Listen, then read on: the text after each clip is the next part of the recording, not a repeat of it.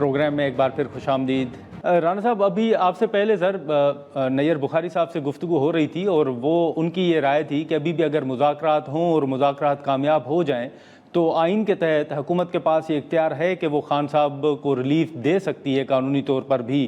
آپ ابھی بھی دیکھ رہے ہیں کہ بات چیت کا آپشن موجود ہے، بات چیت ہو سکتی ہے، اور حکومت اگر مذاکرات کامیاب ہو جاتے ہیں تو پرائم منسٹر صاحب کوئی کردار ادا کر سکتے ہیں خان صاحب کو ریلیف دینے کے حوالے سے؟ ابھی خان صاحب کو تو سزا جو ہے وہ 14 سال کی ہے اور ان کے پاس رائٹ آف اپیل ہے ہائی کورٹ میں، لیکن اگر وہ جو ہے وہ مرسی پٹیشن یا کوئی معافی نامہ صدر کو لکھتے ہیں تو میرے خیال سے ڈیفینیٹلی ان کی سزا معاف کی جا سکتی ہے۔ یہ تو جو قانون کے اندر جو گنجائش موجود ہے اس کو استعمال کیا جا سکتا ہے، لیکن اس کے علاوہ تو ایسی کوئی پاور حکومت کے پاس نہیں ہے کہ ان کی سزا کو جو ہے وہ معاف کر دیا جائے۔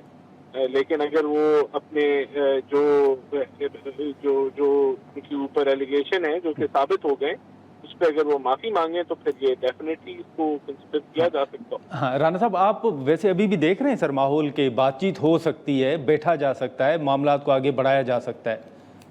دیکھیں بالکل، دیکھیں یہ کوئی 9 مئی کے اوپر سزائیں ملنے کا یہ مطلب تو نہیں ہے کہ بات چیت کے دروازے جو ہیں وہ بند ہو گئے۔ یہ تو جن لوگوں نے 9 مئی کے اندر جو شامل تھے ان کو سزائیں ہوئی ہیں۔ دیکھیں نا، آپ یہ دیکھیں کہ بہت سارے لوگوں کو جو ہے وہ کوئی سزا نہیں ہوئی۔ اگر آپ فیصلہ آباد میں دیکھ لیں تو 4-5 MPAs تھے، ان کے اوپر بھی خیال کاسٹرو اس میں تھے، اسد محمود تھے اور حسان نیازی اور بھی بہت ساری مختلف لوگ ہیں جن کو کوئی سزا نہیں ملی کیونکہ ان کے خلاف شواہد نہیں تھے کہ وہ 9 مئی کے اندر اس طریقے سے ملوث تھے۔ تو یہ تو دیکھیں عدالتوں نے جو ہے کچھ لوگوں کو جن کے خلاف ایویڈنس نہیں تھا ان کو چھوڑ دیا اور جو گلٹی ثابت ہوئے ان کو سزا دے دی۔ تو میں تو سمجھتا ہوں کہ یہ بات چیت کے دروازے ہر وقت کھلے ہیں، حکومت کی طرف سے تو کبھی نہیں بند ہوئے۔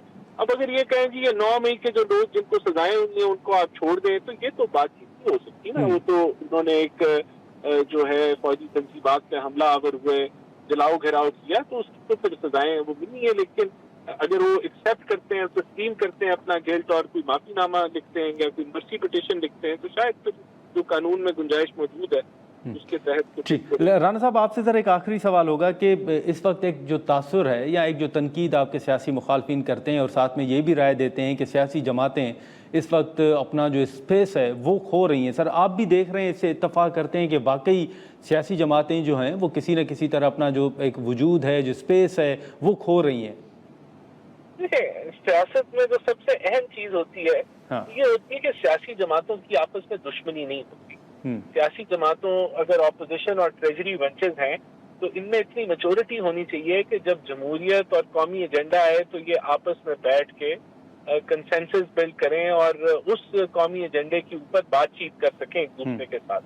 لیکن خان صاحب نے جو پولیٹیکل سپیس گوائی ہے اس کی یا جو کمی آئی ہے، میں تسلیم کرتا ہوں کہ آج پولیٹیکل سپیس میں کمی ہے اور اس کا کریڈٹ خان صاحب کو ہے، کیونکہ جو ایک نفرت کی سیاست یا پولرائزیشن کا ماحول اس ملک میں موجود ہے وہ خان صاحب کی وجہ سے۔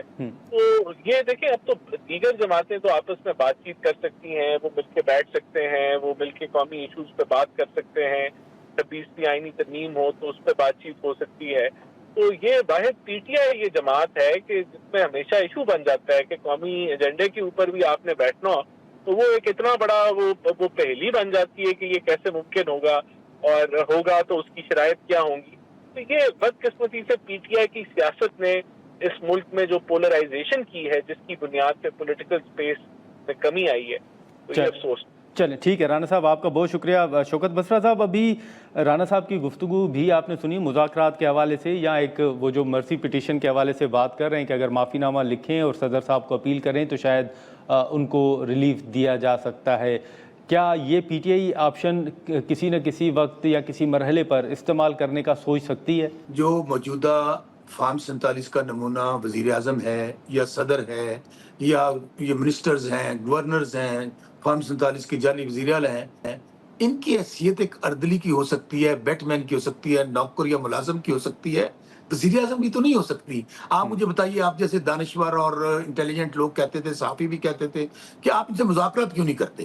ہم نے مذاکرات کیے، جی۔ کیا ہوا مذاکرات کے نتیجے میں؟ ہم نے کہا ہماری عمران خان صاحب سے ملاقات کروا دے کمیٹی کی جو مذاکرات کرے. انہوں نے کہا وہ ہمارے بس کا روگ نہیں ہے، وہ ہمیں اسٹیبلشمنٹ جو ہے وہ اجازت نہیں دے رہی. اچھا، اب آپ نے کہا معافی نامہ.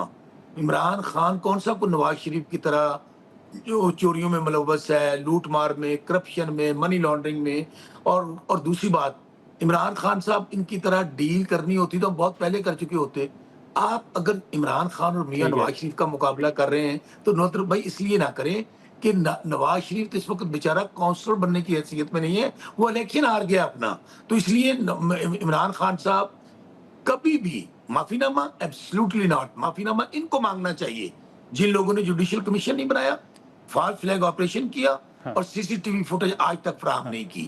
اس لیے کوئی معافی نامہ لیکن نہیں. شوکت بسرا صاحب ابھی یہ بتائیں سر کہ آپ کو پولیٹیکل سیناریو ابھی کیا نظر آ رہا ہے؟ کیونکہ اس دن پی ٹی آئی کی کچھ رہنما یہ بھی کہہ رہے تھے کہ ہمیں ایک خدشہ ہے کہ ہمارے مزید 30 کے قریب جو اراکین ہیں ان کو نااہل قرار دیا جا سکتا ہے. آپ اس سے اتفاق کرتے ہیں؟ آپ کو بھی خدشہ ہے؟ اور اگر آپ کو بھی خدشہ ہے تو پھر کاؤنٹر اسٹریٹجی آپ کی کیا ہوگی؟